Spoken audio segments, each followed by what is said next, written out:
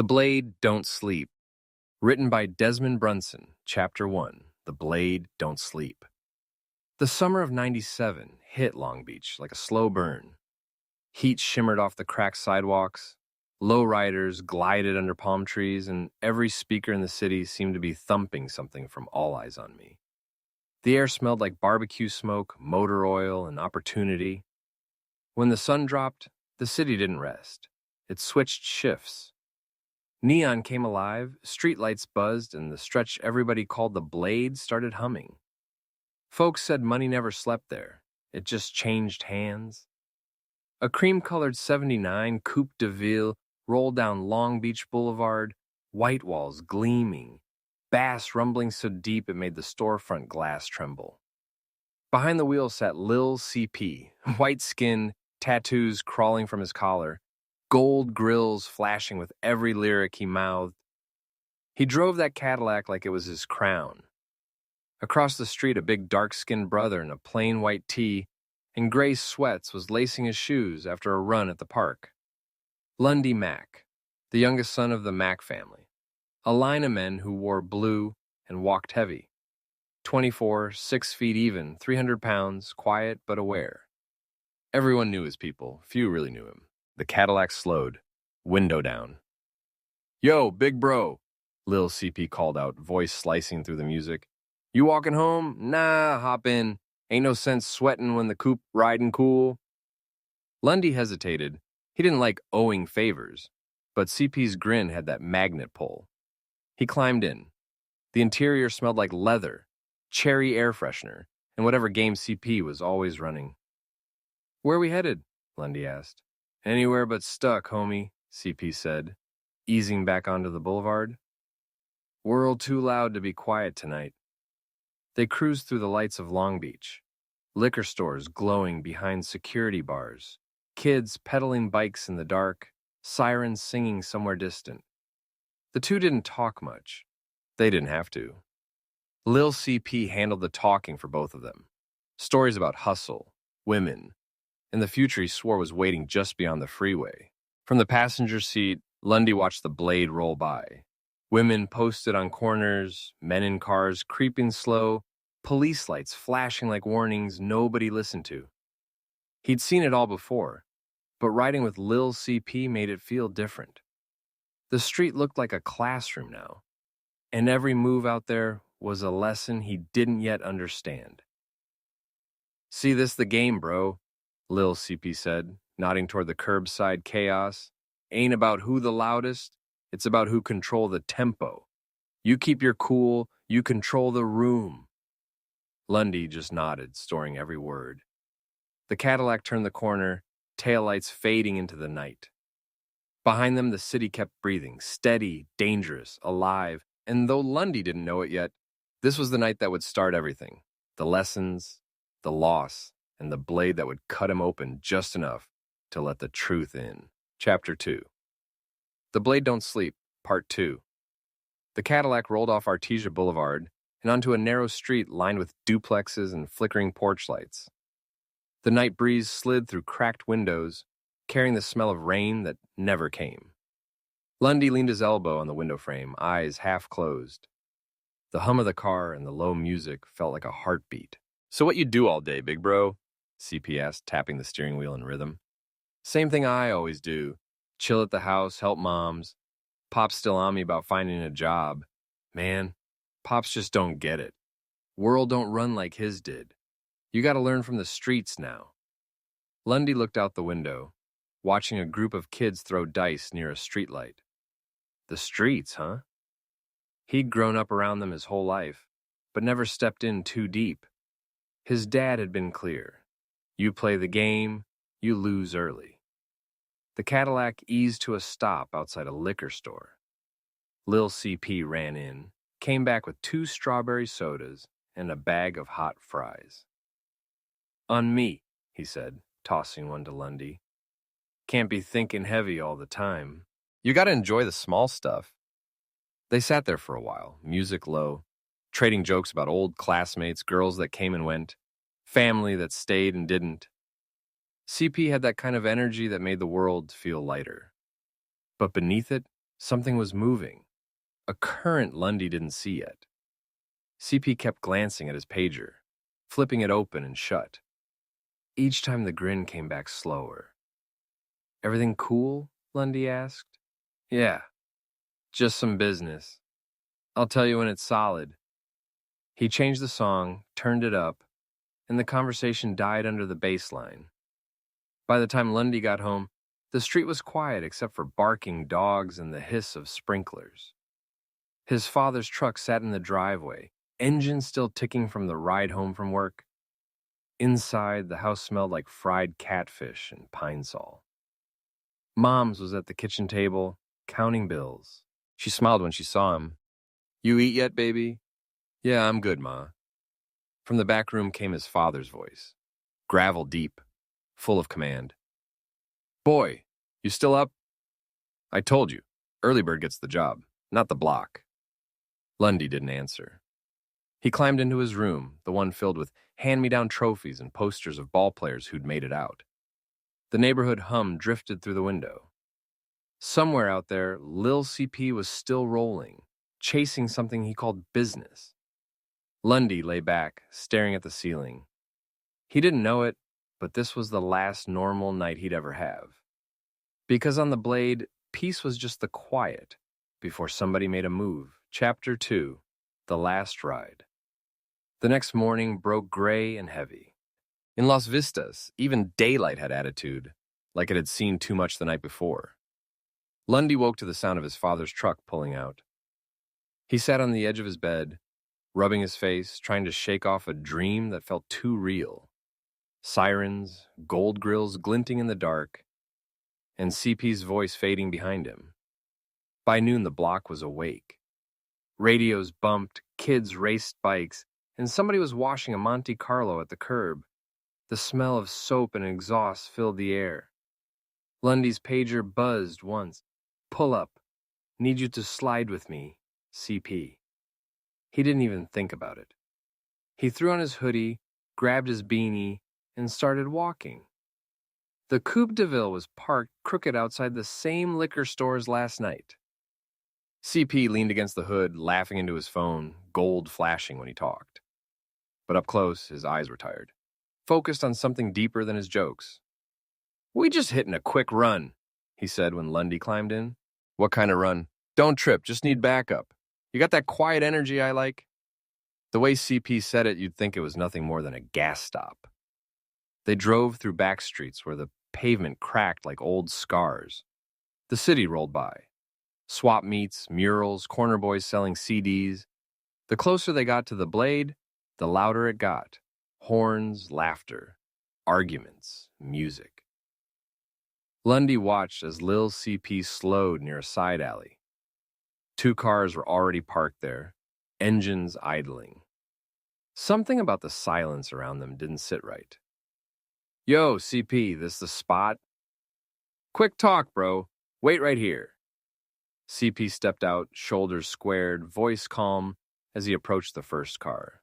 From the driver's seat, a man leaned forward, speaking low. Hands moved, eyes darted. Then it happened. Too fast to see clearly. A door flew open. A shout. Tires screeching. Lundy Mack ducked instinctively. By the time he looked up, the second car was gone, and Lil CP was on the ground beside the Cadillac, still. The city noise didn't stop. Somewhere down the block, music kept playing like nothing happened. Lundy froze, every muscle locked. His heart tried to pound its way out of his chest. He stumbled out, calling Lil CP's real name, Desmon, but the words barely made it past his throat. Sirens started in the distance, small at first, then growing louder. He knelt beside his friend, gold glinting faintly under the streetlight, and felt the world tilt. By nightfall, the Blade went right back to business, neon shining over the same corners, traffic still slow and steady. But for Lundy Mack, the whole city had changed color. He walked home through that heat-soaked night with one thing echoing in his head. Somebody took Lil CP from me. Somebody gonna pay for that, Chapter 3, after the smoke. 2 days later, Long Beach felt different, especially in the north side. The same sun hung over the rooftops. The same kids played ball in the alleys. But the air carried a heaviness that words couldn't clear. Every few blocks, someone whispered, "You heard about Lil CP?" like saying it too loud might bring the sirens back. Lundy hadn't slept since that night. He'd walked home in a fog, washed his hands until the water turned cold, and then sat on his porch until sunrise, staring at the street as if it might answer him. The Cadillac was gone. Impounded, evidence, they called it. But he still heard the bass line humming in his head. Inside, his mother moved like a shadow, quiet but worried. His father said nothing, just left a folded newspaper on the table. Local man found dead in Las Vistas Alley. That was how the world told Lundy his brother in spirit was gone. At the candlelight vigil, the block showed up heavy. The Blade had its own way of mourning. Low riders lined the curb, engines idling. Women wore shades even after dark. Someone passed a mic around, letting people tell stories. When it reached Lundy, he froze. All those faces, all that smoke drifting through the air, and every word that tried to leave his mouth caught on the same thought.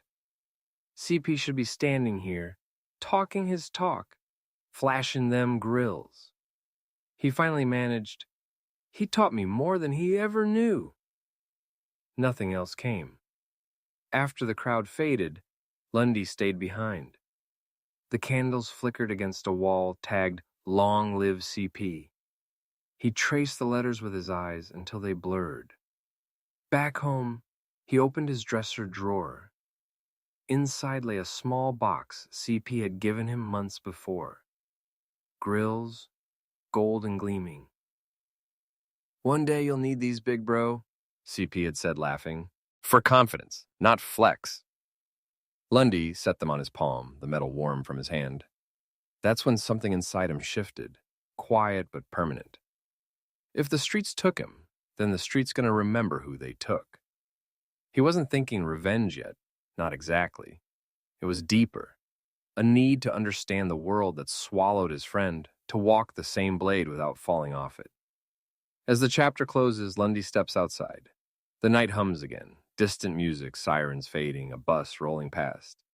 He slips the grills into his pocket and starts walking toward the blade, the glow of the city pulling him in. Chapter 4. The learning curve, Las Vistas, had short memories. A week after Lil CP's vigil, the corners were loud again, music thumping, deals being made under the same flickering lights. The blade never stopped. It just adjusted the cast. Lundy watched it all from the bus stop across the street. He'd been coming here every night, just sitting, observing. The same cars cruised slow, the same faces laughed like nothing had happened. But the rhythm was off. There was a space where Lil CP used to fit. That's when a voice came from behind him. "You the big kid that used to run with my nephew?" Lundy turned. A tall man leaned against an orange Lincoln, diamond rings on his fingers, eyes half hidden under a brimmed hat.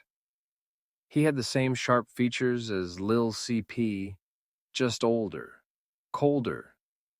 Big CP, the name that carried weight on that stretch of pavement. "Yeah," Lundy said. "I'm Lundy Mack." "He talked about you," Big CP replied. "Said you was solid, loyal, not too many like that left." The older man studied him for a long second, then nodded toward the car. "Ride with me. Let's talk." Inside the Lincoln, the air smelled like leather and expensive cologne. Jazz played low on the radio, something smooth and old school, out of place on these streets. Big CP drove without hurry, watching the city through the rear view. "You know what happened to my nephew?" he asked. "I was there," Lundy said quietly. "Then you know this life don't hand out sympathy cards. You either learn how the game works, or it eats you up." Lundy stayed silent. "See, your boy thought charm was enough. Thought talking slick could outsmart a snake. It can't. You gotta know people and timing, respect, and limits." "He ain't deserve that," Lundy muttered. "No, he didn't," Big CP said. "But that's why I'm talking to you. You looking for answers. Maybe I can show you how to move in this city without losing yourself." He glanced over, eyes steady. "You willing to learn?" Lundy nodded once. Big CP smiled, a mix of pride and warning. Then first lesson, keep your mouth closed and your eyes open. The streets talk loud, but wisdom whispers. You hear it, you might make it farther than the rest. They pulled up to a diner on Atlantic. Inside, the neon buzzed, and the waitress already knew Big CP's order. Chocolate coffee and fries. The older man began laying out stories, not about money or women, but about control, patience, and survival. Every word sank deep into Lundy's mind. It wasn't about glamour. It was about power and chaos, understanding the flow before you step into it. When they finally stepped back into the night, Big CP handed him a folded note. Numbers of people you can trust, he said. Small circle, keep it that way. Lundy slipped it into his pocket next to the gold grills. For the first time since the funeral, he felt something other than grief, direction. As they parted, Big CP called out, "One more thing. Don't ever let anger make your choices. Make your choices, then let them make your name." Lundy nodded, the words burning into him. The city lights blurred as he walked home, mind spinning with new rules, new purpose. He didn't know it yet. But this was how redemption started. Not with revenge, but with knowledge. Chapter 5. The first move. The next few weeks turned slow and steady. Long Beach still pulsed, but Lundy saw it differently now. Every corner, every shout, every engine rev was part of a rhythm he was finally learning to read. Whenever the orange Lincoln glided up the block, heads turned. Big CP didn't need to speak to own a room. His look did it for him. Tall, skin the color of caramel under streetlights, eyes narrow and unreadable. Chinky, folks called them, though nobody ever said it to his face. Diamond earrings flashed when he talked. An iced-out watch caught every ray of light. And somewhere on him, there was always a hit of orange, a silk shirt, a handkerchief, or the brim of his hat. It wasn't loud, it was command. Lundy started riding with him most nights, quiet in the passenger seat, studying everything. How Big CP spoke to people, how he handled disrespect with calm, how he never raised his voice yet, always got what he wanted. This city respects consistency, Big CP told him one night, drumming his rings against the steering wheel. You show up the same way every time, neat, cool, no panic. They gotta treat you like you belong. That hit Lundy deep. He'd always been the quiet one, too shy to flirt, too heavy to feel smooth. But around Big CP, that started changing. He began standing straighter, matching the older man's pace instead of lagging behind. Big CP noticed. There you go, Mac, he said one evening outside a car wash. You carry yourself like you expect respect. That's half the battle. Don't chase it. Draw it. The more Lundy learned, the more he felt pieces of himself wake up, confidence, awareness. Even a kind of peace he hadn't known since CP died. He wasn't running the streets, he was understanding them. Still, when he passed the mural that said "Long Live CP," his chest tightened. The need for justice never left. It just got quieter, more focused. That night, as Big CP dropped him off, he handed Lundy a small orange lighter with a diamond-shaped emblem on it. Symbol of the circle, he said. Means you're thinking, not reacting. Keep it on you. Lundy flipped it open, flame flickering gold against his face. For the first time, he looked like he belonged in the glow of the city. Chapter 6. Lines and Loyalty. Word moved quick in Long Beach. By the time late September hit, folks on the Blade were already whispering, "That big dude with the dreads? He rolling with Big CP now?" Lundy never said it out loud, but he could feel it every time he walked down Long Beach Boulevard. The stares, the nods, the half-respect, half-curiosity. He wasn't chasing clout. He was learning how to stand in a place that used to make him feel small. He'd started dressing cleaner. Plain jeans, fresh sneakers, crisp white tees, but now there'd be something extra. A nice fur coat, a thick chain, a calmness that made people move out of his way instead of over him. At home, though, it didn't sit right. One Friday night, he walked in smelling like car leather and cologne. His mother looked up from the stove, brow raised. You been with that man again, the one they call CP Senior? Lundy nodded. He been teaching me things, Ma. Teaching you what? Streets already took one boy from you. You don't need another teacher out there. His father, sitting at the table, didn't look up from his plate. Ain't no lesson worth learning out there, son. You better off finding a job than a nickname. Lundy bit his tongue. He respected his father, but he couldn't explain that this was more than money. It was understanding, survival, identity. He went to his room, sat on the bed, and flipped open the orange lighter Big CP had given him. The flame danced, small but steady. Later that night, he met Big CP at a car meeting on Crenshaw. The lot glowed under sodium lights, rows of polished rides shining like trophies. Music bounced off the walls. Laughter mixed with the rumble of engines. CP was leaning against the hood of his orange Lincoln, rings catching the light. You showing up steady, Mac, that's good. But you ready to see how loyalty really works? Lundy nodded. Big CP motioned toward two men arguing near a food truck. One short, nervous, the other loud and angry.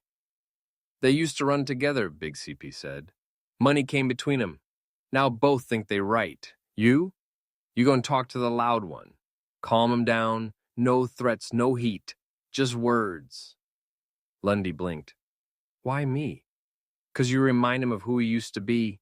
Use that. He walked over slow.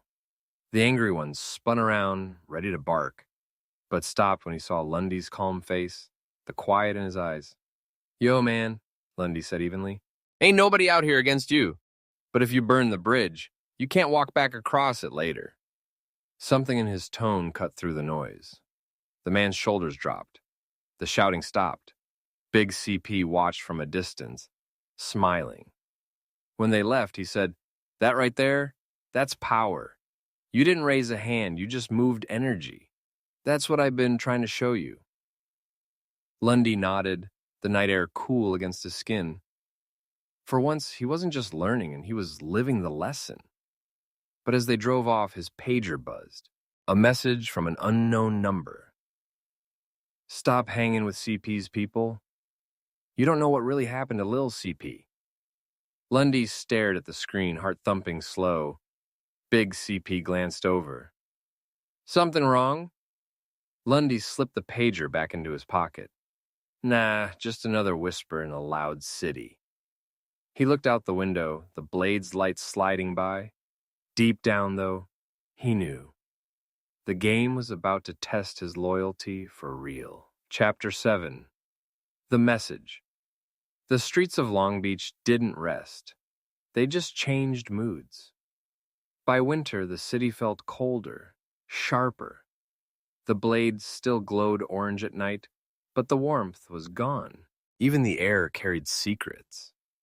Lundy couldn't shake the message. Every time his pager buzzed, he half expected another one, some new clue, another warning. But it stayed silent. Just that one line burned in his memory. You don't know what really happened to Lil CP. He started replaying that night in his head. The cars, the shout, the flash. The way Big CP had shown up days later like he already knew more than he said. The older man's calm confidence now looked different, heavier. Still, Big CP kept meeting with him, same routine. Diner talks, quiet drives through the city, lessons about patience and power, but Lundy noticed things. The calls Big CP ignored, the names he never mentioned, the tension when Lil CP's name came up. One night at the diner, Lundy finally asked, You ever find out who did it? Big CP stirred his coffee, rings tapping the cup. You still thinking about that? Every day. Then let it make you smarter, not bitter. Some truths don't change nothing but your peace. He said it like a man who'd buried more than one secret. Later that night, Lundy met up with one of CP's old friends, a mechanic named Kerr, who used to fix the Cadillac. Kerr was short, lightweight, always had grease on his hands and stories on his tongue. You still running with Big CP? He asked. Yeah, he been showing me some things. Watch that man, Keir said, wiping his hands on a rag. He a teacher, but every lesson he give got a price. Lundy frowned. What you mean? Kimmer leaned close. All I'm saying, your boy Lil CP was deep in something he ain't control. Big CP tried to clean it up, but that mess started in his backyard. Lundy's stomach nodded. You talking like he... Keir cut him off. I ain't say that. I'm saying don't trust no one who profits from your pain. He went back to work like he hadn't just dropped a grenade in the conversation. That night, Lundy walked the blade alone. The city buzzed the same as ever. Laughter, cars, hustlers, but the lights looked colder. He thought of Big CP's words about control, of Keir's warning, of that message still echoing in his mind. He reached into his pocket and flipped the orange lighter. The flame flickered in the wind, small and uncertain. Who do I trust now? For the first time, Lundy realized knowledge wasn't the same as truth, and the closer he got to one, the further the others seemed to move. Chapter 8, Shadows of the Game. By spring of '98, Las Vistas had warmed up again, but not for Lundy Mack. He wasn't the same quiet, unsure dude who used to sit shotgun in Lil CP's Cadillac. Now he was the one behind the wheel, not yet in the caddy, but moving like a man who had earned his name in the streets. Word had spread. Lundy Mack had girls now. 3 at first, then 5. They trusted him because he wasn't loud, wasn't pushy. He treated them like people, not property, and that made them loyal. Money started stacking, fast. He'd wake up to count it, rubber bands and shoe boxes, and for a moment, it almost felt like he had made it. But the money couldn't quiet the voice in his head. Lil CP's laugh, that pager message, and that Cadillac, still sitting somewhere in an impound yard, covered in dust, waiting.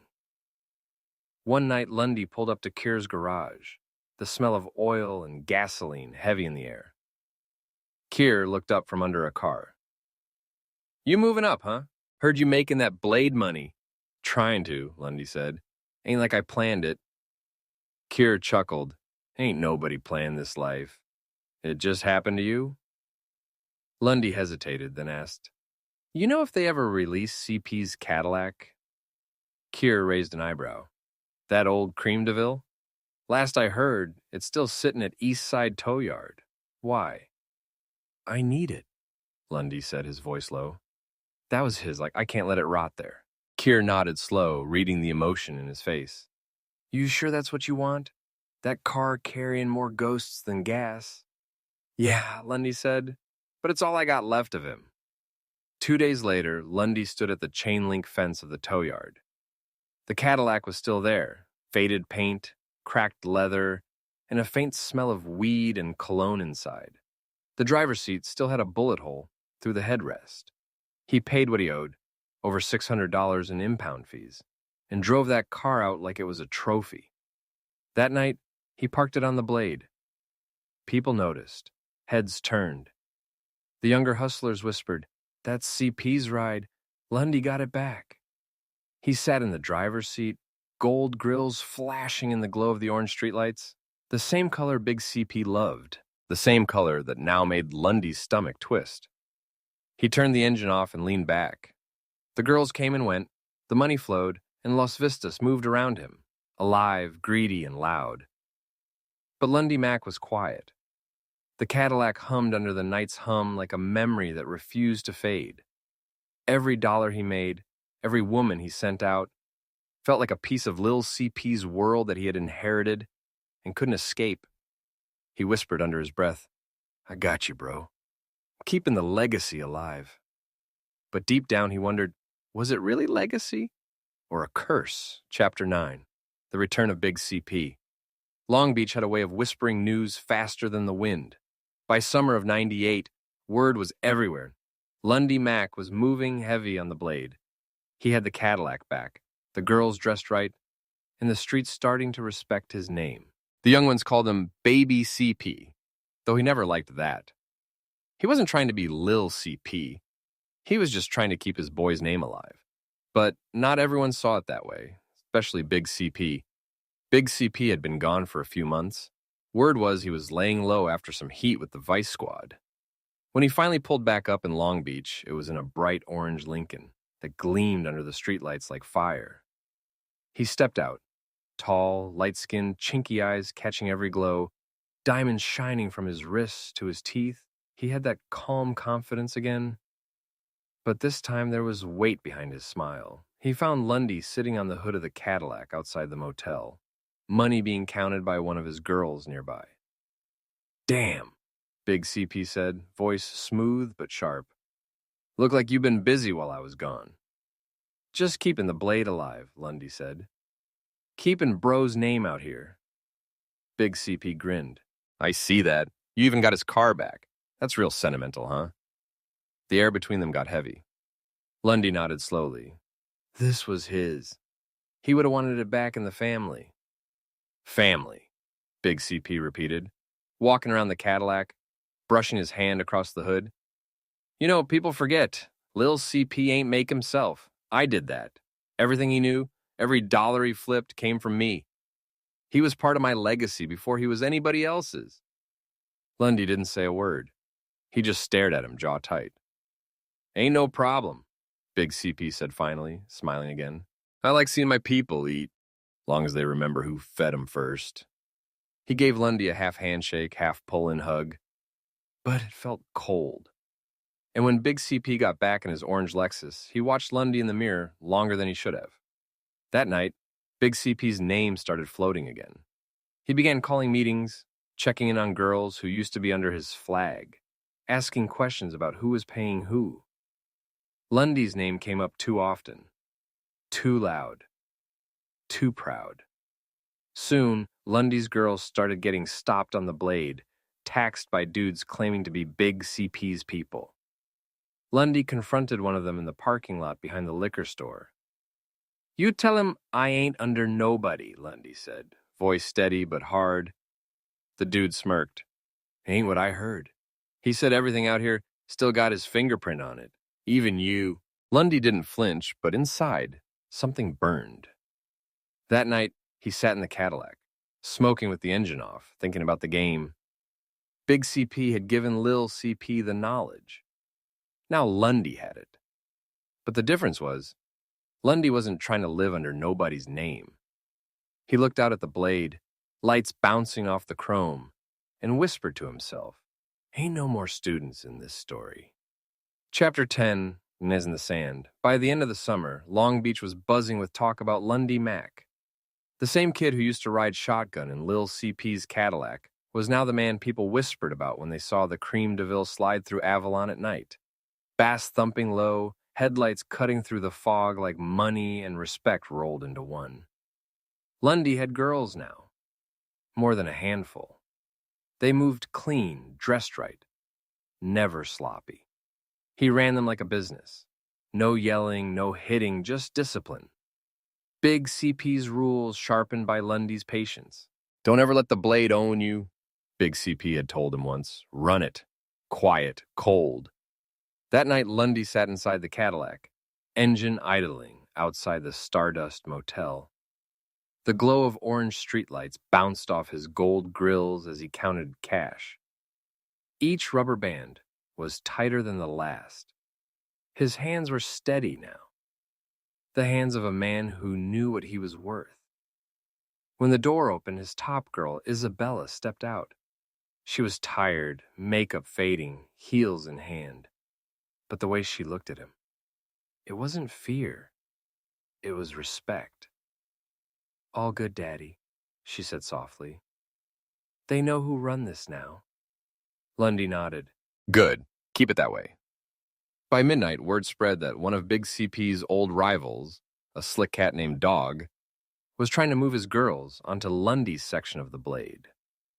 That was disrespect. Old rules didn't change, no matter how much game evolved. Lundy parked the caddy, stepped out, and walked the blade like he owned every inch of concrete. He spotted Dog leaning on a lamppost, laughing with two girls that weren't his an hour ago. The crowd quieted. "You lost or something, homie?" Lundy asked, voice calm but cold. Dog grinned. Ain't no street signs say this yours? Lundy stepped closer, shadows cutting across his face. Nah, but the people do. The silence said everything. Even the girls looked away. Dog smirked, kicked off the wall, and walked off. He knew better. On the blade, words could start wars, but reputation ended them. Later that night, Big CP pulled up in the orange Lincoln, diamonds flashing like always. He didn't smile much, but tonight he did. Just a little. You finally found your lane, nephew, he said. But remember, the higher you climb, the less friends you got waiting at the top. Lundy stared out at the blade. His blade now.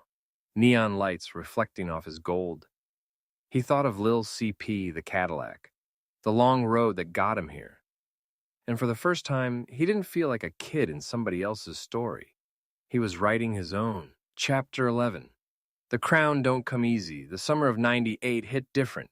Heavy heat, money in the air, and respect hanging by a thread. Lundy wasn't just in the game anymore. He was the game.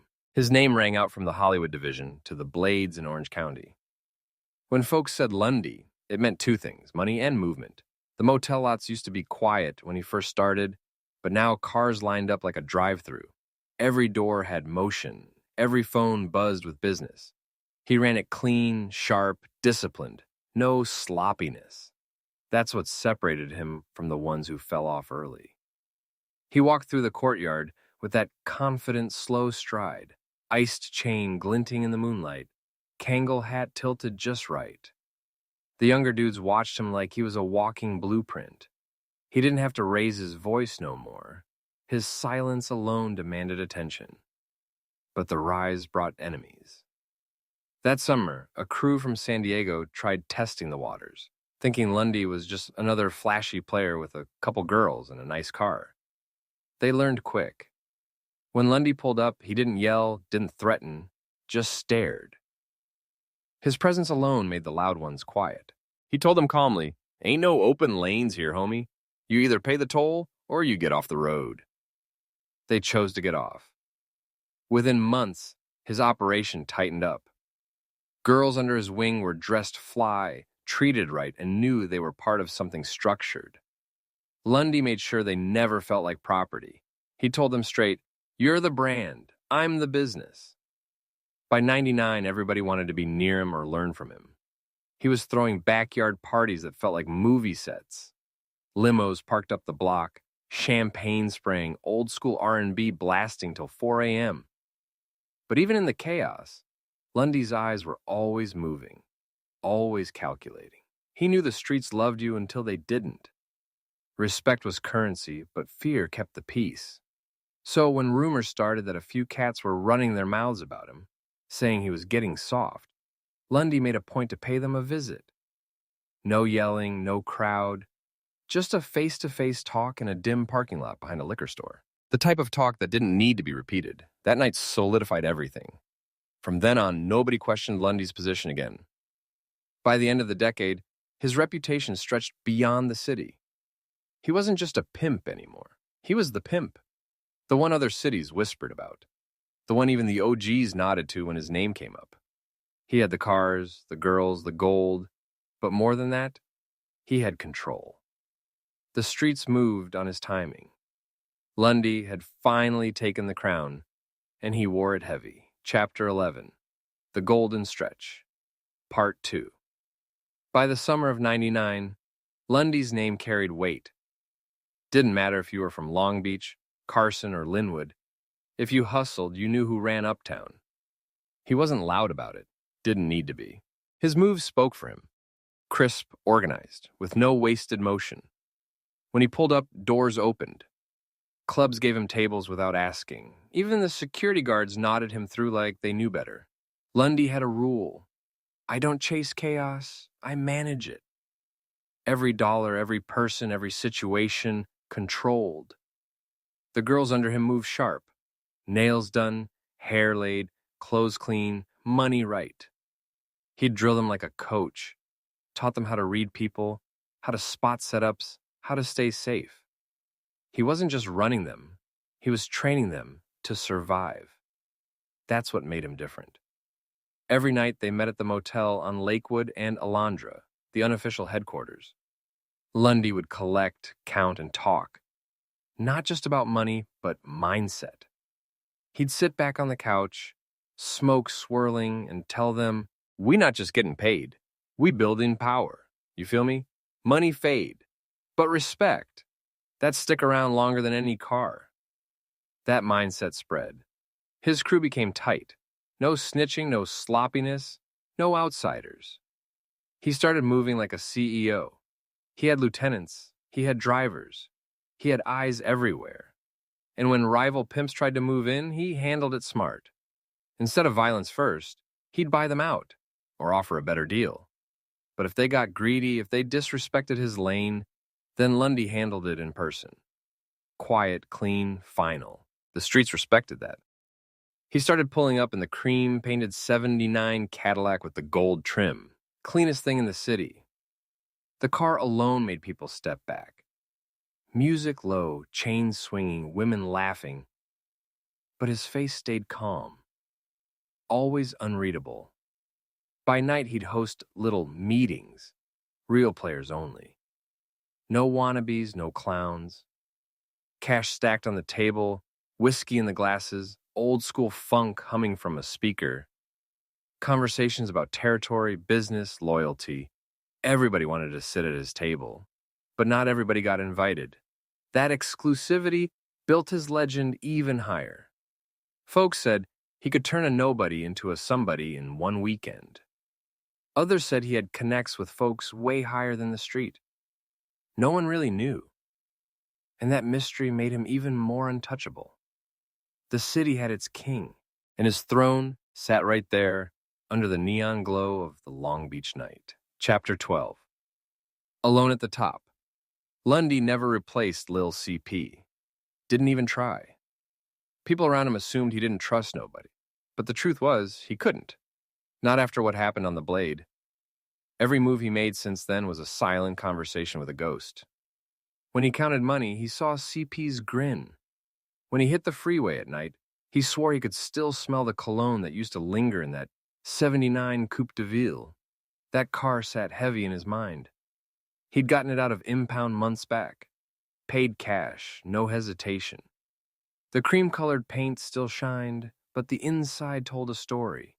He kept CP's old lighter in the ashtray, the gold one engraved with the initials CP. Every time he sparked a blunt, that flame meant something. He drove that caddy everywhere. Slow, music low, like a moving shrine. Folks saw it glide down Atlantic and knew Lundy was coming. But to him, it wasn't about the flash. It was about memory. The money rolled in steady now. 3 girls working different corners. 2 regulars in motels up on Lakewood. One newer one who'd just turned out. Eager, reckless, beautiful, reminding him too much of how young they all once were. Lundy wasn't the kind of pimp who yelled. He spoke soft, direct. That scared people more. His calm made folks nervous because it meant he'd already thought 10 steps ahead. He didn't post up with the other players, didn't keep company. When he pulled up, he stayed quiet, handled business, dipped out. The city whispered about him like he was a myth. Lundy Mack don't got no team. He is the team. He never corrected them. At night, though, when the lights dimmed and the phone stopped ringing, the silence hit. That's when he'd pour a drink, lean back, and stare at CP's photo. The one of them standing on the corner of Market and Atlantic, laughing like they owned the world. He'd talk out loud sometimes, half drunk, half angry. "We was supposed to get out this mess, bro. You left me with the game and the ghosts." Then he'd slip the gold grills into his mouth, the same style CP used to wear, look in the mirror, and see both of them staring back. The city saw a boss. He saw a haunted man dressed in gold. Chapter 13. Whispers in the Wind. By autumn of '99, Lundy Mack's name carried weight. You could be on any block, Orange, Atlantic, PCH, and somebody would bring him up. They said he moved like smoke, quiet everywhere, untouchable. But power in the streets always comes with eyes. Too many people watching, some jealous, some hungry, some waiting for him to slip.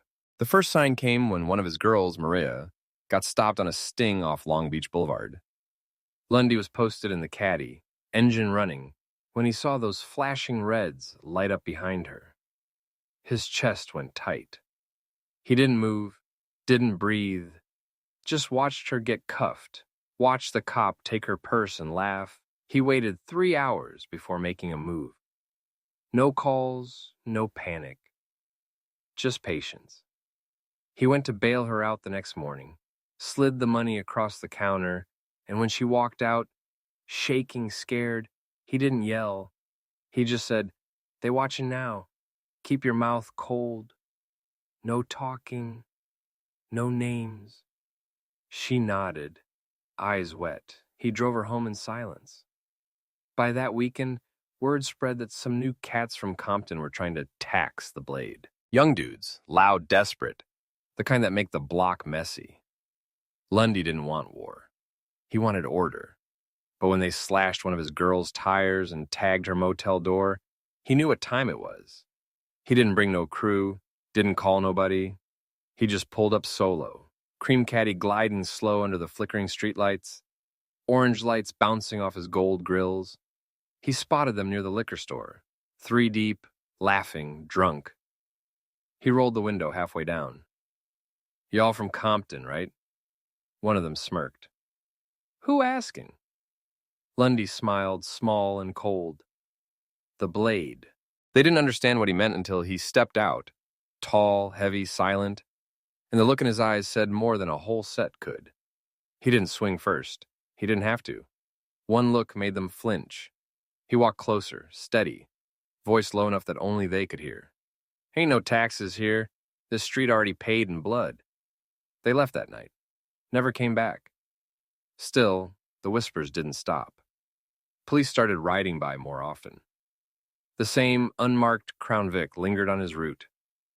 And inside, Lundy felt that same chill he used to get when CP was alive. That sense that something was coming. Late one night, parked outside a motel, he caught his own reflection in the mirror. Gold shining, dreads hanging, eyes tired. He realized he'd become exactly what he swore he wouldn't. A man chained to the game that took his brother. "You'd probably laugh at me right now, CP," he muttered. "All this money, all this noise, and I still feel broke inside." He turned the key, the caddy rumbled to life, and the city swallowed him whole again. Chapter 14. Distance don't mean peace. When the whispers got too loud, Lundy packed up. Didn't tell nobody where he was headed, just stuffed a duffel with cash, grabbed a few clothes, and drove that cream-colored caddy east until the ocean air turned to dry heat. A little city off the 15 quiet where nobody knew his name. He rented a 1-story house at the end of a cul-de-sac, plain beige like he wanted to disappear. No fancy furniture, no trophies, just blinds that stayed closed, and a couch that smelled like new leather. Out here, he could breathe without eyes on him, or so he thought. Weeks passed, money still coming in through phone calls and quiet drops. The girls handled their own lanes now. Lundy stayed home more, learning patience, reading books Lil CP never would have touched. He'd sit on that porch at night, watching streetlights hum, wondering if peace was even possible for somebody like him. Then one night, headlights rolled up slow. A bright orange reflection hit the windows. Lundy already knew. Big CP stepped out, tall, light-skinned, chinky-eyed diamonds glinting in the porch light. Orange leather jacket. Rings on both hands. He smiled, but it wasn't warm. "Heard you hiding out, nephew," Big CP said, voice smooth like syrup. "You know the streets don't ever forget." Lundy didn't answer right away. He just opened the door wider. Big CP walked in like he owned the place. Sat down, crossed his legs, and pulled out a cigarette. "You got the city nervous," he said, flicking the lighter. "Police sniffing around every corner. They don't like ghosts getting rich." "I ain't no ghost," Lundy said. "You sure?" Big CP smirked. "'Cause the way you vanished, you might as well be one." They sat there a while, smoke thick in the room. Big CP leaned forward, lowering his voice. "Listen, these people don't stop when you stop. They build cases. You got to move your cash cleaner. Through people that don't even know what they're carrying. Keep your name off everything. No flashy moves, no girls talking too loud. Lundy nodded, soaking it in. Big CP knew the game too well, maybe too well. There was something about the way he spoke, like he'd already rehearsed this talk 100 times before. You know, Lundy said quietly, you talk about the law like you know how they think. Big CP smiled, slow, almost proud. Let's just say I learned from watching folks make mistakes. Don't be one of them. Then his tone shifted, softer, almost sad. Lil CP, he ain't listen either. Thought the game couldn't touch him. Lundy froze. The room went cold. You ever think about that night? He asked. Big CP looked away. Every day. But his voice didn't sound hurt, just distant, like he was reciting a line. He stood, stubbed out the cigarette, and adjusted his jacket. Keep your head down, nephew. Don't let ghosts pull you back in. When the orange car disappeared down the block, Lundy stayed sitting there, jaw tight, fists clenched. Big CP's words replayed in his mind. Something about them felt wrong. Too smooth, too controlled. For the first time since moving, Lundy didn't feel safe anymore. Distance didn't mean peace. It just made the silence louder. Chapter 15. The Weight of Silence. The air in that quiet neighborhood had started feeling heavier. Every night, Lundy would hear a car roll past slow, then fade out down the street. Sometimes it was nothing. Sometimes it was a reminder that nothing in the game ever stayed hidden. He'd keep the blinds cracked just enough to watch. Old habits didn't die easy. The money still came in. Clean now. Washed through small moves, different names, new faces. Big CP's advice worked. But the way he gave it still echoed wrong in Lundy's mind.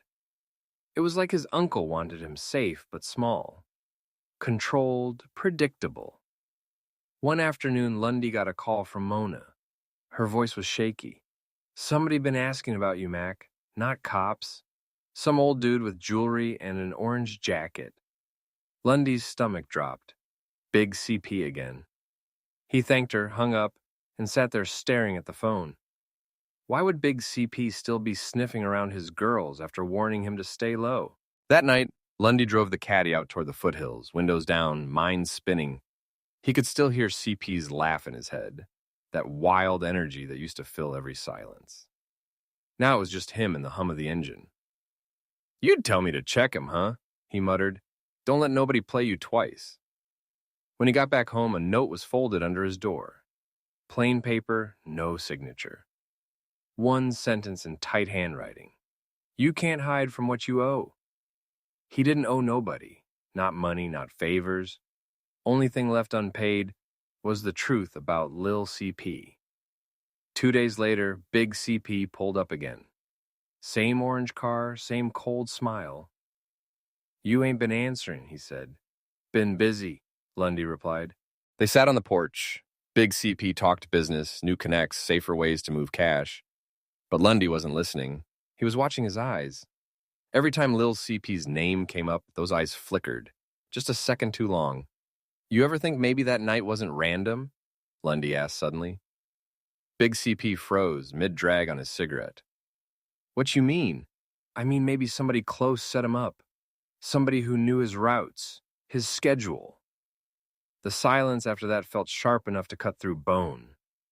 Big CP exhaled smoke, stood slow, and said, Careful what rocks you turn over, nephew. Sometimes what's under 'em don't stop crawling. Then he walked off, leaving the smell of smoke and cologne hanging in the air. Lundy sat there till dawn, eyes wide open, trying to piece together what the streets never told. He didn't have proof, just instincts, memories, and that one sentence still sitting on his counter. The game had given him money, power, and fear. Now it was about to give him answers. Chapter 16. Ghosts don't stay buried. The sun came up dull that morning, a thin gray light spilling through the blinds. Lundy hadn't slept. The note still sat on the counter, folded twice, like it was waiting for him to make the next move. He'd read it so many times the edges started to tear. You can't hide from what you owe. It didn't sound like a threat. It sounded like a warning. By noon, he was driving again.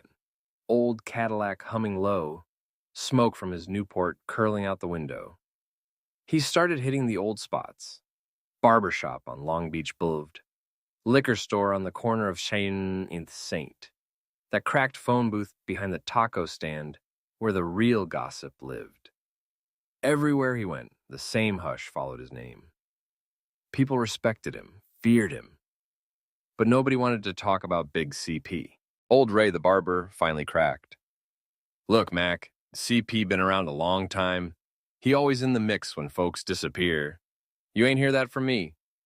Lundy just nodded. He didn't need details. The way Ray's hand shook told him enough. He drove out toward the industrial side of the city. Rusted warehouses, train tracks.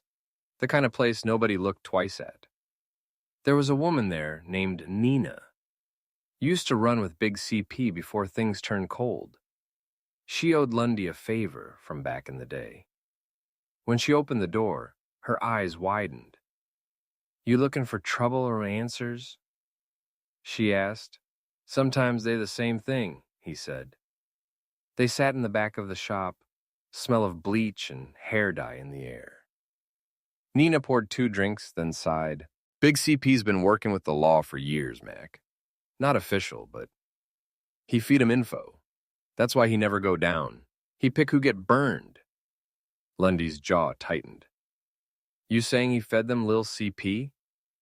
Nina looked away. I'm saying your boy knew something he wasn't supposed to, and Big CP don't like loose ends.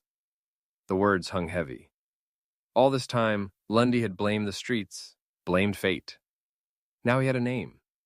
He left without another word, hands gripping the steering wheel so tight his knuckles went white. The city blurred past in streaks of orange and gray. He could feel Lil CP's ghost riding shotgun again. This time it wasn't grief. It was fire. That night he sat outside his house, engine running, staring at his phone. He wanted to call Big CP, demand the truth, but then he remembered his uncle's last words. Careful what rocks you turn over. Lundy smiled cold. Too late. Chapter 17. The setup. By the time the weekend hit, Lundy wasn't sleeping again. Every sound made him look twice. Every shadow felt like it had eyes. He started cleaning house. New phone, new drop locations, new faces handling the money. If Big CP really was feeding info to the law, Lundy was done playing nephew. He was going to move like a ghost for real. That night he hit the freeway, Cadillac gliding smooth under orange streetlights. He turned off the radio and just listened to the road. The city always talked if you stayed quiet enough. He stopped at a motel, out past Pomona. Old spot he and Lil CP used to crash at back when money was small and dreams were loud. He rented the same room, pulled the blinds, sat on the bed. Then he made one phone call, not to Big CP, not to his girls. To Tino, a dude he hadn't spoken to in years, one of Lil CP's old connects. Tino picked up on the second ring. Mac, man, I thought you disappeared. I need info, Lundy said. Quiet. You remember who was out there the night CP got hit? Tino hesitated. Man, you really still on that? I ain't never been off it. There was a long pause. Then Tino sighed. Meet me tomorrow. Same spot by the car wash off Cherry, early.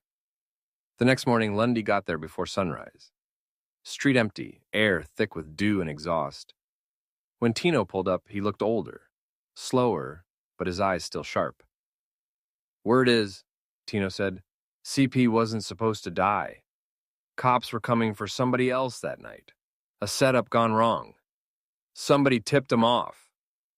Big CP? Tino looked away. They said a man in orange gave him the drop. Lundy's chest burned. His whole body went still. That was all he needed to hear. Back home, he started planning. He didn't know yet how it would go down, but it had to be clean, quiet, final. He couldn't let the city see weakness or revenge. He had to make it look like business. He started spreading small rumors through his old network that he was buying back into the city, setting up a new lane. Word traveled fast. He knew Big CP would come looking for him soon. And when he did, Lundy would be ready. That night, he sat in the driver's seat of the Cadillac, windows cracked, blunt burning low. He looked at the gold lighter in the ashtray, CP's lighter, flicked it once, watched the flame dance. "I got you, bro," he whispered. "Ain't no ghost getting the last word but us." Chapter 18, Face to Face. The night smelled like rain that never came. Lundy pulled the caddy up under a broken streetlight and killed the engine. The cream paint looked ghostly in the puddles along the curb. He sat a second, breathing slow, feeling the weight in the trunk as solid and regular as a heartbeat. He hadn't told a soul. Not Tino, not Nina, not Maria. This one he carried alone. Under the blanket in the trunk lay the sawed-off shotgun. Short barrel, heavy in his hands, wrapped in an old t-shirt. He'd bought it from a shadow of a man who lived under a bridge, a trait of cash and a look that said everything the man feared to say aloud. Lundy never liked thinking about that deal. It felt dirty and final. But he had it because sometimes the street wrote answers with force, and he decided he'd rather hold the pen than be handed someone else's lines. He popped the trunk, slid the blanket back, and checked the gun like a man checking a mirror. No grandstanding, no shaking hands. Just one smooth motion, then the blanket back over the metal like tucking a secret in bed. He walked toward the meat, footsteps slow. The drugstore on the corner still had its aluminum blinds half down. A bus idled, diesel breathing.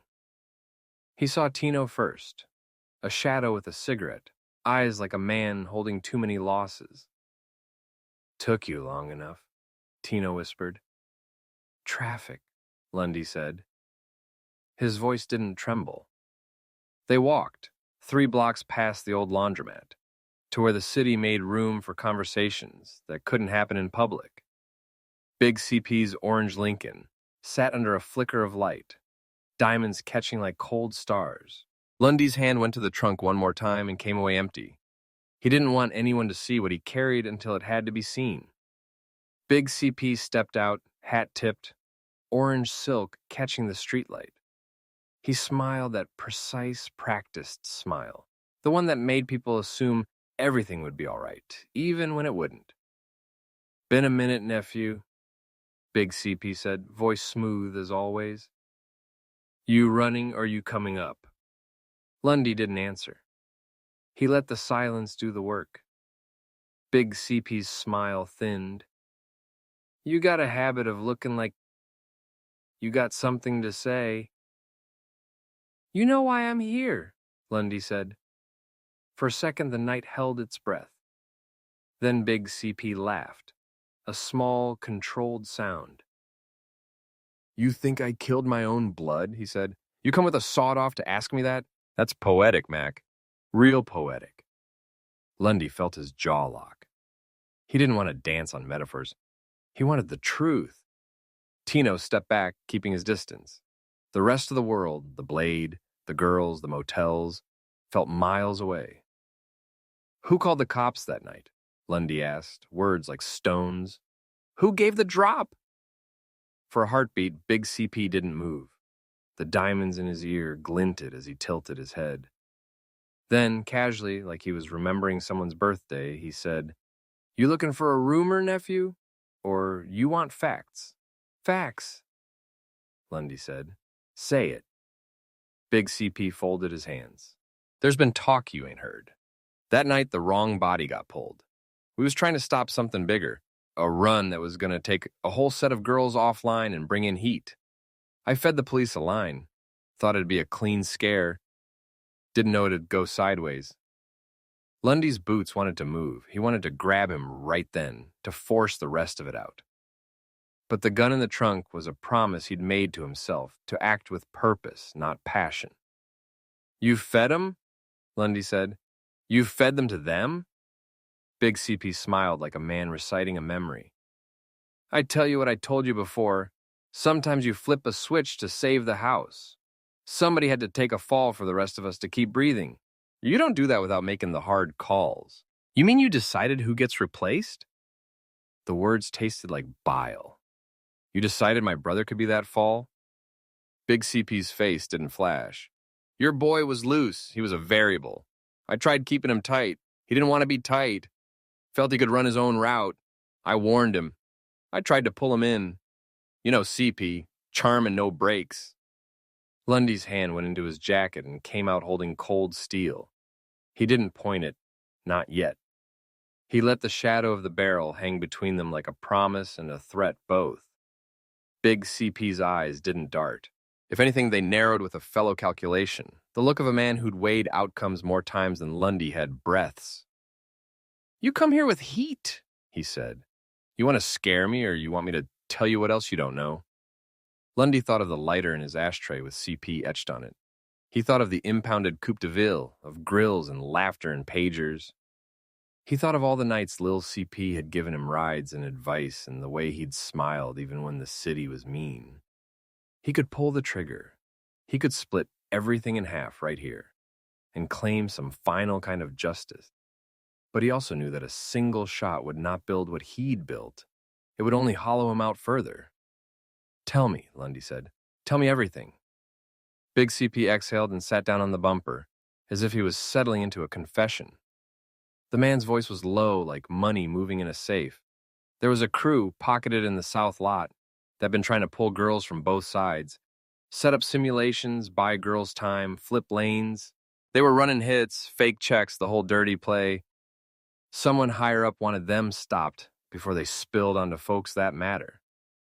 I gave a tip, a meet, location, time. Never thought it'd blow up like that. Never thought they'd show with bodies already there. It blew. CP was where he didn't need to be. He took the wrong step. Big CP looked at Lundy with something that might have been sorrow or something that merely resembled it. I tried to make it less messy. It got messy. You can hate me for it. You can burn me down. But you'll be burning the whole family if you do. Lundy felt the room tilt. He felt the gun grow heavier in his hand and lighter all the same. There was the truth, and then there was how truth tasted when you finally held it. It didn't heal. It burned. You protecting a city by giving up my brother? Lundy asked quietly. That sound like protection. Big CP shrugged. This life ain't clean. You want to sit on judgment? Good luck finding someone who wasn't stained. I did what I thought was right. You see the result. You live with it. Lundy's finger brushed the trigger. He imagined pulling it and felt a cold trumpet of inevitability. The blade would rotate on that sound. Girls would scatter. Big CP's orange would stain the curb. He let the gun lower. You keep living like nothing ever cost you, Lundy said finally, voice hollow. You keep calling shots that kill people, and you expect no one to ever hold you to it. Big CP didn't flinch. He looked at Lundy like he was surveying a ledger. And you? You gonna be a man who fires once and then runs? Or are you gonna be smart enough to use what you learned? Killing won't bring CP back, Mac. It'll only make you the next headline. Lundy felt the truth in that like another kind of hit. He slid the sawed-off back into his jacket, the metal warm against his ribs. He let it be a reminder, not a verdict. He stepped closer until they were an arm's length apart. You don't get to pretend you loved him enough, he said. If you did, you wouldn't make choices like that. Big CP looked away then, and for the first time since Lundy met him, his face showed a crack, small, human. I did what I had to, he said. You don't have to forgive me. You don't have to do anything. But know this, you walk out of here and you start a war. The whole neighborhood burns. You pull one string, you don't get to decide who the fire takes. Lundy turned. The night opened up ahead of him like a page. He could feel the city breathing, the blade alive behind him, the motels glowing, the girls moving like tides. He walked back to the caddy, put the gun in the trunk, and closed it with a sound that seemed softer than a decision should be. Before he drove off, he looked at Big CP one last time. I ain't you, he said. But I ain't staying quiet either. Big CP lifted a hand in a motion that could have been a blessing or a benediction. Good, he said. I always liked when you spoke. Lundy slid behind the wheel, turned the key, and the creme de ville rolled into the night. He didn't know what he'd do next. He only knew what he wouldn't. He wouldn't let the city keep writing the ending for him. Somewhere down the block, a dog barked. A siren wailed far off, indifferent. The blade kept humming, alive. Lundy watched the mirrors, the taillights, the line of orange that big men left in their wake. He had the truth now. It changed everything and nothing all at once. Chapter 9. The weight of truth. The sky cracked open just before dawn. Rain fell in slow, heavy drops that sounded like coins hitting concrete. Steady, cold, and final. Lundy sat on the porch of his new house, an hour outside the city, staring at the wet driveway. The shotgun lay on the table beside him, still wrapped in the same shirt from the night before. He hadn't slept. Every time he closed his eyes, he saw Lil CP laughing, gold grill flashing, voice echoing, "We gon' run it up, bro." Now the laugh was gone, and the man responsible had finally said it aloud. He poured a drink but didn't touch it. His hands trembled, not from fear, but from everything that had finally caught up to him. The years of hustling, the nights he'd swallowed questions, the faces that vanished when the lights turned red. All of it pressed down at once. The phone buzzed on the table. It was Tino. "You sure you want to do this, El?" "Ain't about wanting to," Lundy said. "It's about finishing what they started." By noon, he was back in the city. The blade looked the same. Girls in fur coats under plastic awnings, Cadillacs idling, radios humming the latest Dre tape. But tonight there was something else in the air. Word had started to leak. Lundy had made sure of it. He'd gone to every corner Big CP ever touched, every barber, every motel clerk, every driver, every girl who ever moved $1 for him, and whispered the truth. No yelling, no threats, just quiet sentences that spread faster than bullets. Big CP, the reason Lil CP gone. Ask him who called them cops that night. Ask him who gave the drop.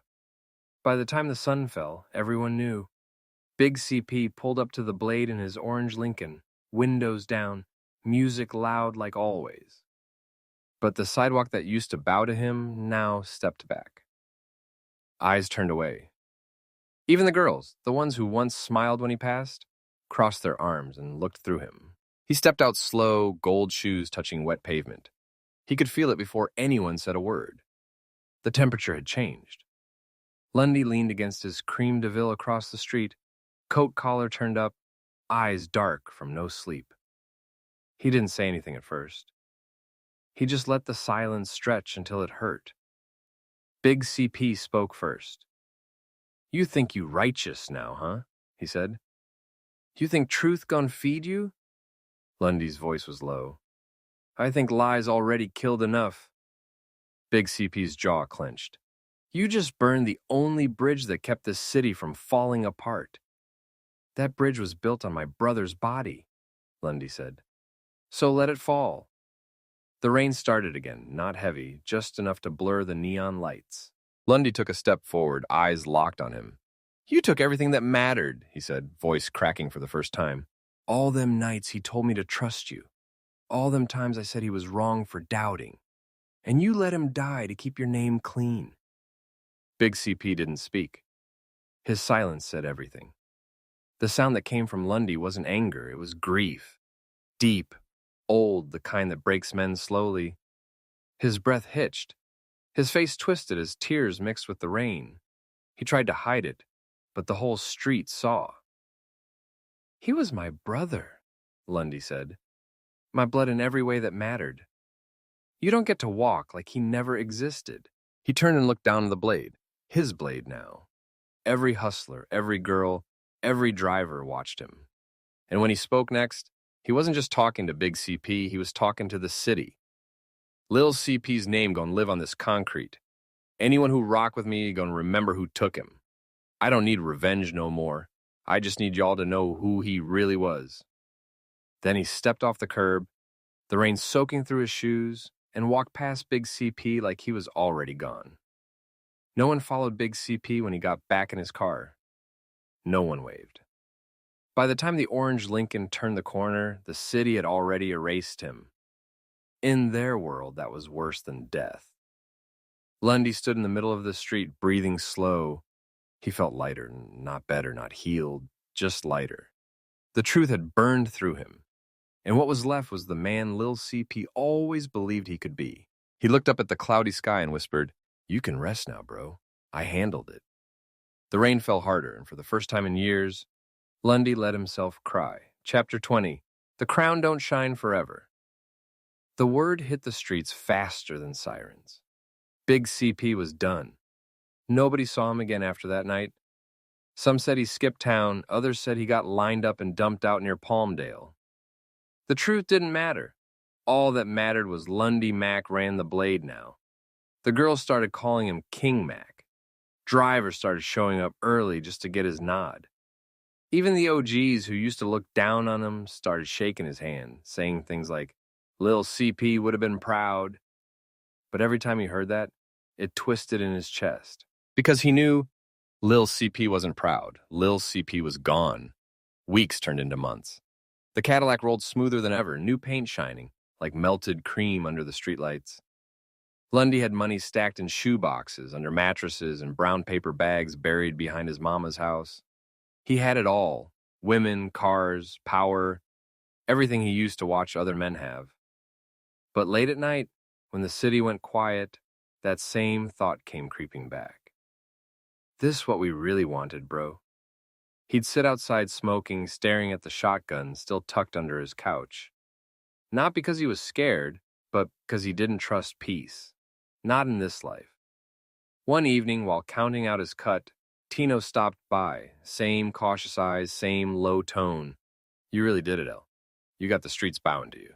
"Ain't about bowing," Lundy said, eyes still on the money. "It's about keeping order." "Order?" Tino laughed. "Bro, you built an empire on ghosts. You think this money gonna buy you peace?" Lundy looked up, eyes dark and cold. "Peace don't pay rent." Tino sighed. "I'm just saying, all that weight you carry, one day it's gonna break something inside you." Lundy didn't respond. He just folded the last stack and slid it into the duffel. "I've been broke before," he said. "Ain't no worse pain than that." That weekend, Lundy hit the blade for the first time in weeks. Every car slowed when they saw him. Every light seemed to hum in his name. He wore a long black coat, gold grill flashing under the neon. The girls smiled when he passed. Not fake smiles, but the kind that said safety. He was their shield now. Their provider, their boss. Still, as he looked around, something felt hollow. This was supposed to feel like victory, but all he could see was Lil CP's old Cadillac parked in his memory. The same car that started it all.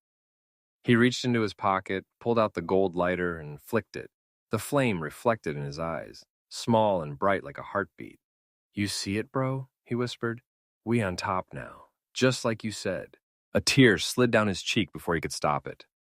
He wiped it quick, put the lighter away, and turned toward the street.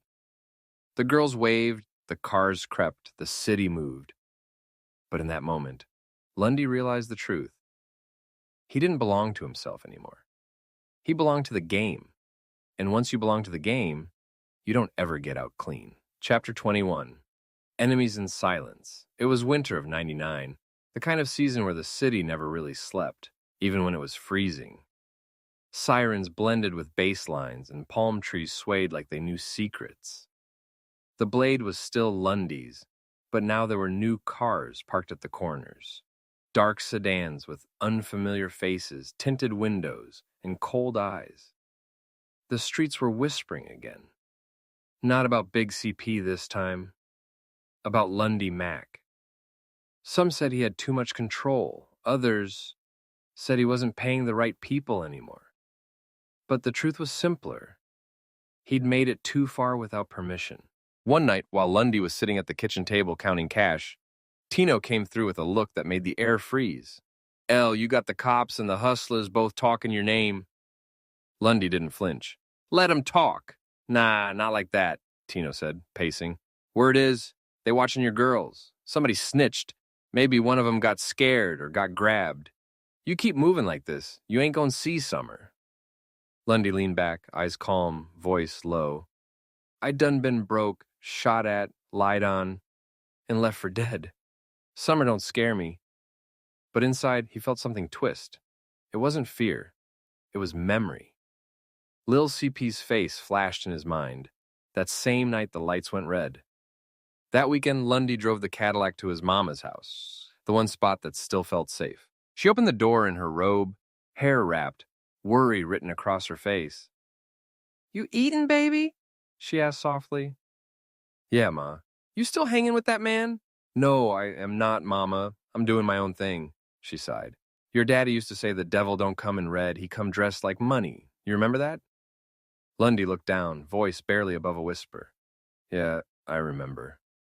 Before he left, she grabbed his hand. Whatever you do out there, son, don't lose your soul for nothing. He kissed her forehead and walked out, the shotgun resting under the back seat just in case. Back on the blade, things were shifting. One of his drivers went missing. Another got locked up on a traffic stop that didn't make sense. And then a rumor, one that cut deeper than any bullet, hit the air. Big CP might still be alive. Tino told him first. I heard from a homie out in Pomona. Said he seen a dude riding an orange Lincoln. Same chain, same walk. Lundy didn't react right away. He just lit a cigarette and stared into the street. If he's alive, Lundy said quietly, then somebody been playing with my mind this whole time. That night, the Cadillac rolled slow through downtown. Rain started to fall, soft, steady, familiar. He turned off the music and listened to the tires hum. Every red light, he looked in the mirror. Not at the cars behind him, at himself, at what he'd become. He used to chase the game. Now the game was chasing him. Lil bro, he muttered, staring at the reflection of his gold grill in the window. I handled it like you wanted, but I don't even know if I'm still me no more. The light turned green. He didn't move. He just sat there, while horns blared behind him, letting the rain wash over the car. Like maybe it could wash off the guilt, too. By the time he pulled up to his new spot outside the city, a note was sitting on his porch. No envelope. Just one line, written in shaky handwriting. You thought the past was buried, but it's still alive. He looked around, but the street was empty. Only the rain answered. He slid the note into his pocket, hand brushing against the shotgun grip, and whispered, Then I guess I'm digging it up, Chapter 22. Tracks in the dust. Lundy never liked detectives, but by now he'd learned to think like one. The streets taught him patterns. When a car always rolled at 2 a.m., who carried cash, who lied, and who flinched? If you listened long enough, the city told you where to look. The note on his porch had been the spark. You thought the past was buried, but it's still alive. He'd shoved it in a drawer and tried to sleep. He couldn't. So he started picking at the edges. First stop, the tow lot. He rolled up in the Fleetwood, the radio off, and walked the chain-link fence like a man who'd left a piece of himself in metal and leather. The clerk there, Miguel, who knew everyone's impound tabs, recognized him and shut the gate with a careful eye. Who's asking? Miguel said. Just look up a plate, Lundy said. He gave the number of the Lincoln Big CP used to ride in, one of those tiny things people forget till they need them. Miguel scratched at the logbook, lips moving with each name. When he glanced up, his face was flat. Yeah, that car came through last month. Clean as day, paid in cash. That true cash? Lundy pushed. Miguel shrugged. Always cash with that kind. He tapped the side of his head. Old money, new rules. Lundy left with what he had. A time, a payment, a trail that started to smell like a person who didn't want anyone tracing him. A man who could move money without leaving names. Next, he went to Tino and Nina again, following threads where people were too scared to speak. Tino told him about a white van that had been circling the blade, sometimes by day, sometimes by night.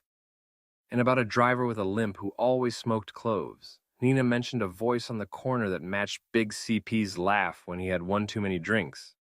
Little details stacked up like bricks. Then Lundy sat with pager records, old-fashioned but workable. He'd spent a small fortune buying access through a contact who still had connections at the phone shop. The logs weren't perfect, but they showed pings, times and towers that placed certain numbers near the blade the night Lil CP was killed. One ping matched the time Big CP said he'd been elsewhere. Another ping matched the time Miguel's ledger recorded the orange Lincoln rolling in and paying cash. The pattern wasn't proof, it never was, but it was a cold, geometric shape that fit too well to be coincidence. Lundy started mapping it. Tow lot entries, pager pings, who cashed what, a motel clerk who remembered Big CP checking in with a different name. He taped photos to the motel wall, thumbtacked like evidence in a cop show, and slept with the light on. People watched him different now. Some stepped closer to offer small things. An overheard line here, a name there. Others moved away. The one thing the city did inevitably was talk. Then he found it. A receipt tucked in a drifter's jacket at the bus terminal. A motel receipt. Same night, same alley, same slim time window. The handwriting on the receipt was shorthand, but a waitress he'd greased years ago read it and squinted. "That ain't no regular booking," she told him. "That's the kind of note men scribble when they don't want to be known." It was enough to make a plan. Lundy didn't rush, he never did. He wrote it all down in a small spiral. Times, places, names, that weird laugh that always creased Big CP's face when he lied.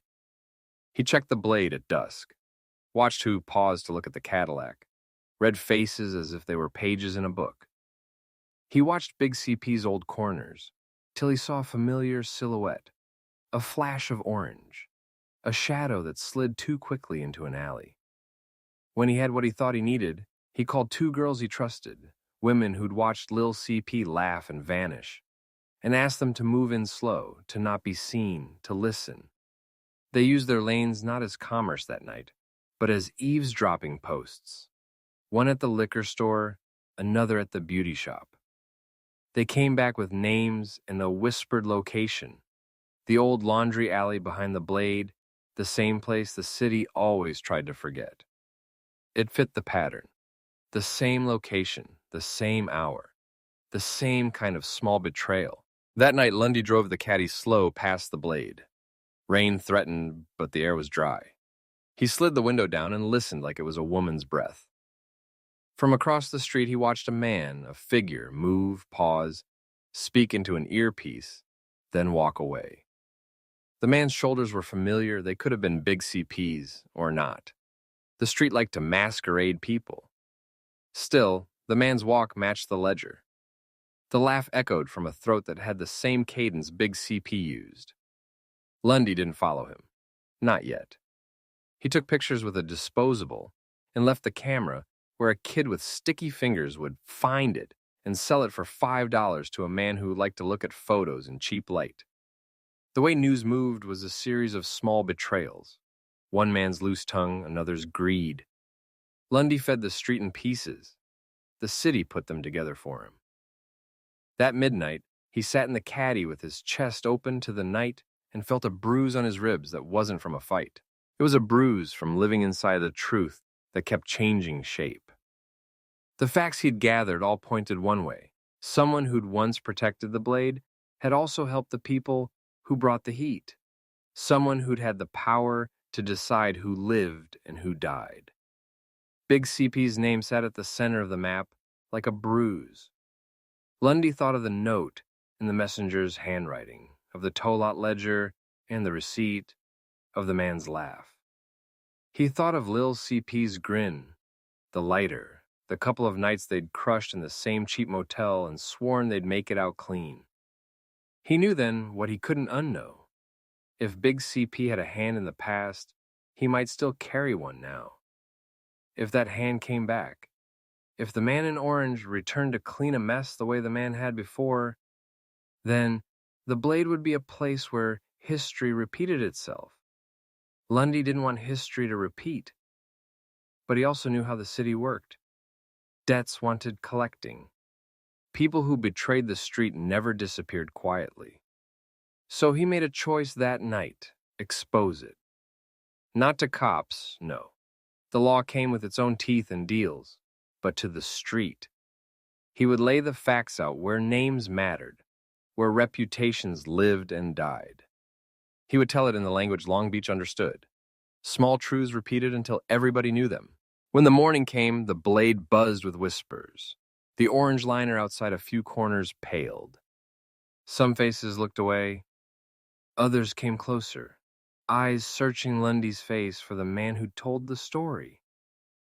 Lundy had what he needed: tracks in the dust, a map that pointed to a man in orange, and a city that would finally listen. He also had the terrible knowledge that the man he suspected had once been family.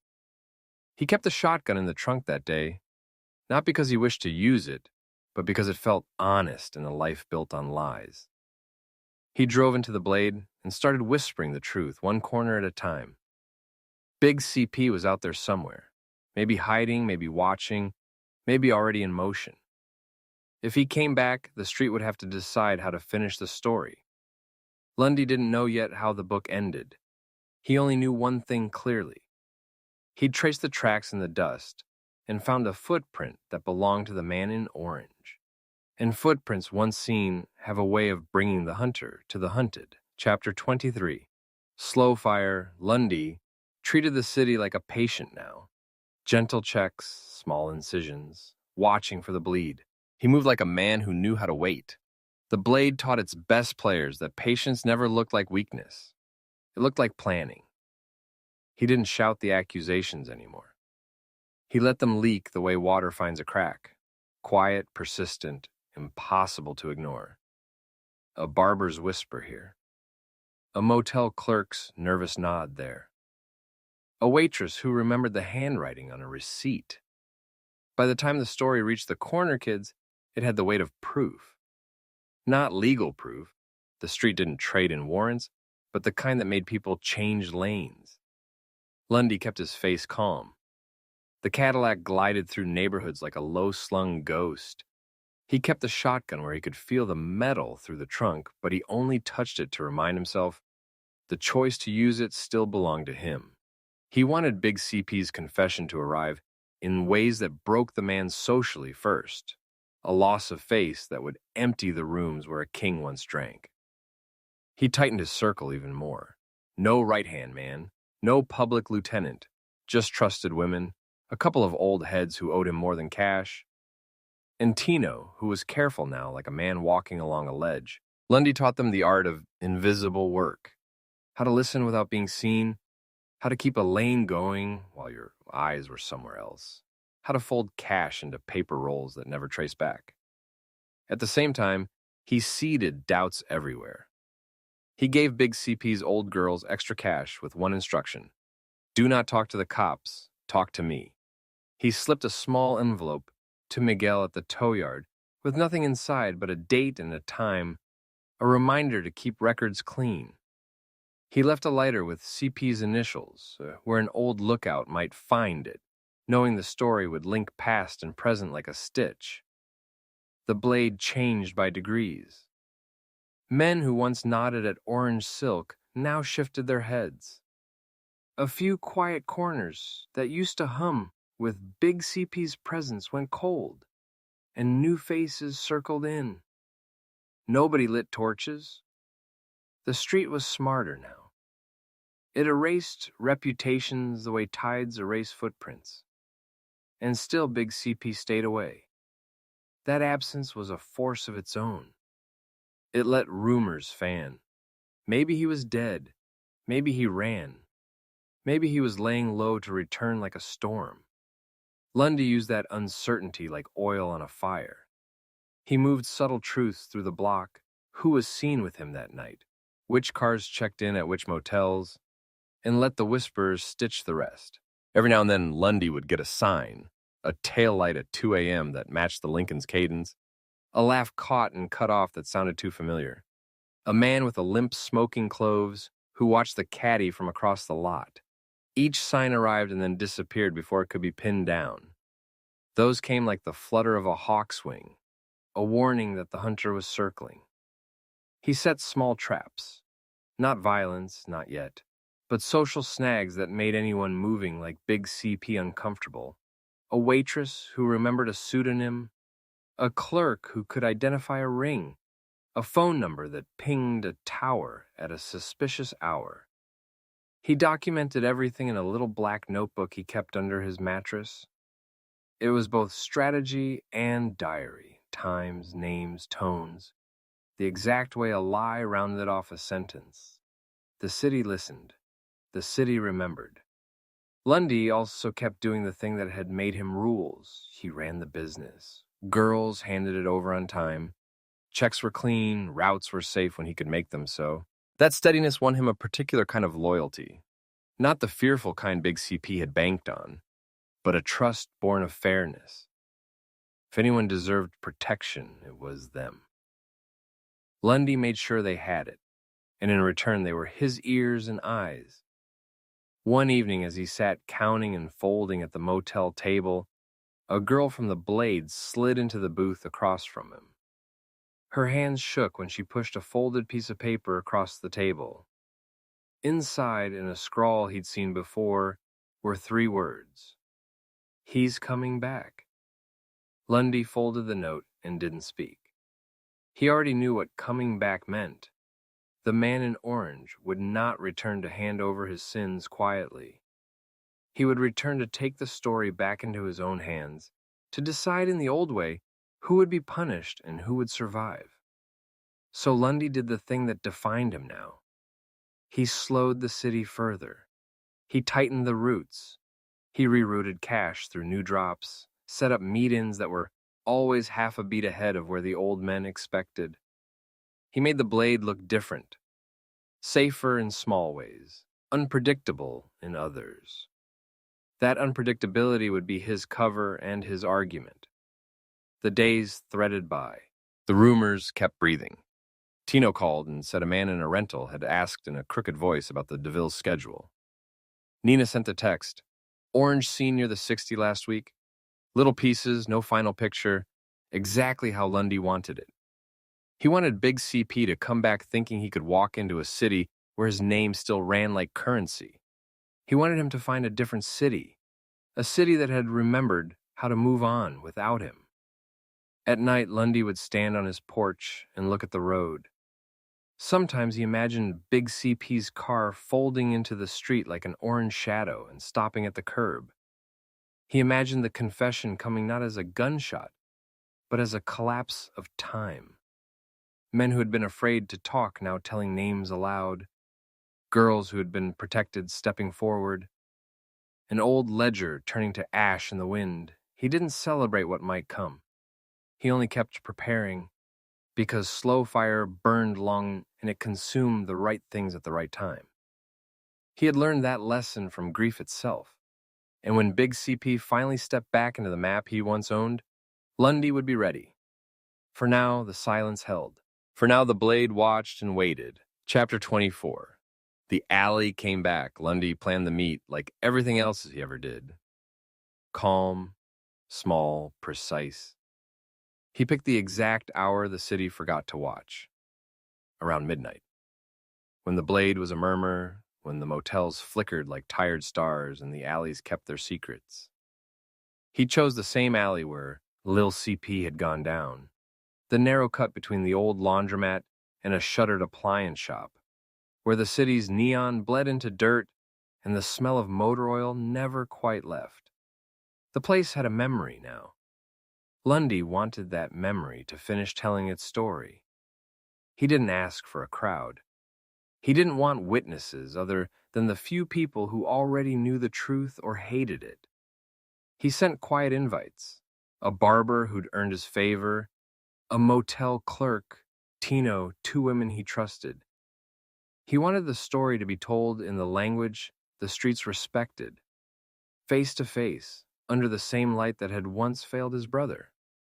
When he rolled up in the Cream DeVille, the engine sounded small, private. He parked where he could see anyone coming. trunk shut, shotgun tucked far beneath an old blanket. Still there, like an ugly promise. He didn't bring it out. He wasn't there to make a show. He was there to finish what grief had started. People arrived in trickles. Low voices shifted weight, eyes that darted like scared birds. Lundy stood by the hood, hands in his pockets, dreads braided tight against his skull. He had on a plain black jacket, the orange lighter in the ashtray like a relic. When the man in orange pulled up, the alley seemed to inhale. The Lincoln eased to a stop, headlights throwing long, thin shadows. Big CP stepped out slow, his posture the same, the chinky eyes narrower, diamonds catching a street lamp. He'd aged into his arrogance, but the arrogance was the same animal. For a moment, the two of them just looked at each other. A nephew and an uncle. Two men who had been braided together by the city and then cut loose by the kind of decisions men make when they think the world is theirs to save. "You picked the right spot," Big CP said, voice flat. "Poetry." Lundy didn't smile. "I wanted you to remember where it started." They spoke low at first, questions and accusations braided into the kind of small talk that smells like thunder. Big CP tried to fold the story, saying he had done what he had to, that the game was dirty and the house needed saving. Lundy laid out the threads he'd pulled, the receipts, the pager pings, the men who had seen the Lincoln that night.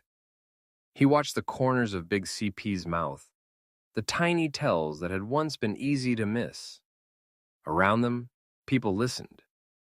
Faces that had once looked up at Big CP now looked at Lundy. The balance had shifted. That was Lundy's plan. To collapse the man's authority with truth before force ever touched dirt. For a long beat, it looked like it might hold.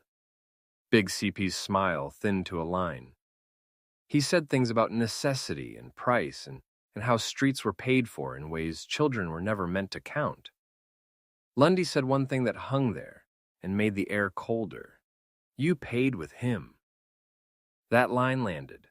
The alley got quiet enough that dripping gutters sounded like an audience. And then something in Big CP's face moved the way shadows move before a storm. "You think you walk out of this?" Big CP said. The voice wasn't thunder anymore, just a flat statement. "You think you can make me the bad man and expect the city to forgive you for taking what I built?" Lundy felt the old weight press at his ribs. Not fear, not exactly. A tiredness that comes from carrying a thing too long. He thought of Lil CP laughing behind the wheel of that Coupe de Ville of younger days and jokes and promises. He felt the lighter in his pocket, the shotgun under a blanket in the trunk, the taste of 1,000 small compromises. "Make me?" Lundy said. "I ain't trying to make nobody. I just want to tell the truth." Big CP's hand dipped to his jacket, fingers brushing his chest. There was a movement, small and practiced, like a man checking for a weapon. For a breath, Lundy thought he was going to pull a gun, and it would be finished, quick, ugly, clean in the way the streets call clean. He thought he might have to reach for the shotgun he'd left cold in the trunk. He thought of the way he'd once kept his hands steady when boys twice his size had lunged. All those reflexes tightened like wire inside him. Instead, Big CP smiled, one of those small bruising smiles, and stepped forward. "You brought heat, nephew," he said. "You brought a gun last time." The words cut different than anything else, an accusation, an admission, a memory of Lundy's own hesitation the night before. Lundy's breath fogged in the winter's midnight air. There was a pause, a space that felt like an hour, and then the loud sound came. A pop, sharp and intimate. A sound that the alley swallowed and replayed. Lundy saw the flash first, a tiny star where the Lincoln's chrome caught the light, and then the body of Big CP moving like a man who had rehearsed violence for too long, fast, unfussy. His hand came up the way men bring the shape of metal up to end arguments. Lundy mumbled something, a name and a broken prayer, and folded right where Lil CP also took his last breath. The gun report did not blossom into a scene of gore or glory. It was small and final. Lundy's knees bent, the world tilting sideways with the simplicity of falling. He didn't reach for the shotgun. He didn't get to. The alley held him the way the world holds what has finally been taken. Blank, stunned, final. People around them screamed after, the sound ripping the spell. Phones lit. Some ran. Some stayed frozen. Big CP stared down at Lundy for a breath that felt like a ledger closing, then stepped back into the orange Lincoln, the way a man steps back into old skin.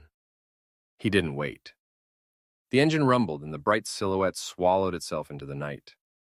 Lundy lay there under the neon streetlights and gutter glow, the rain starting again, soft, indifferent. He could still hear the city around him. Someone calling Tino's name, a woman crying, a car peeling out too fast. He could smell motor oil, wet asphalt, the faint tang of the lighter he liked to flick. His hands were cold. He thought of Lil CP, thought of the lighter's flame catching once more. A memory of laughter and music flickered, bright and terrible. When the ambulance came later, it moved like a slow machine, clinical and late. Tino caught Lundy's hand as gently as a man could in that place, and Lundy felt the pressure of it. Tender, useless.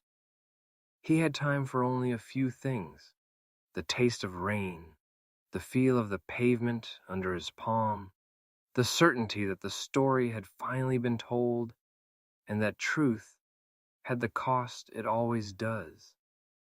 They carried Lundy off like they had carried Lil CP, same place, same streetlight, same cold.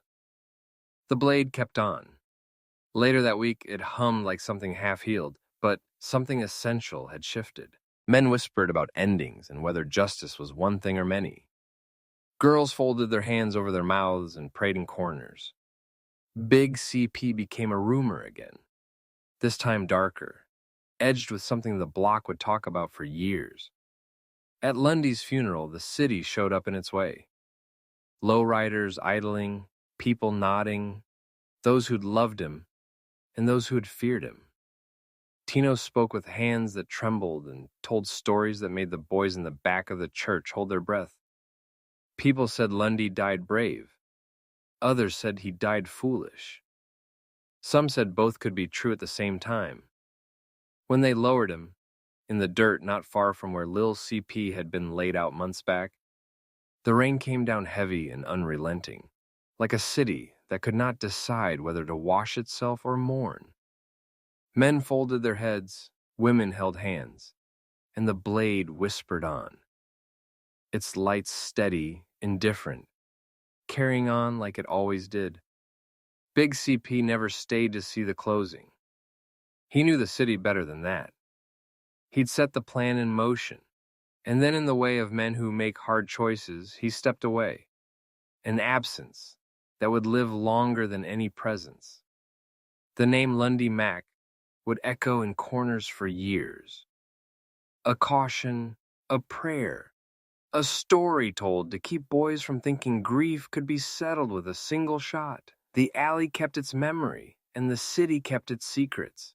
But for a time, in the space where two boys had once laughed and one boy then learned the rest of his life, silence fell heavy, and in that silence, the cost of the game was plain to see.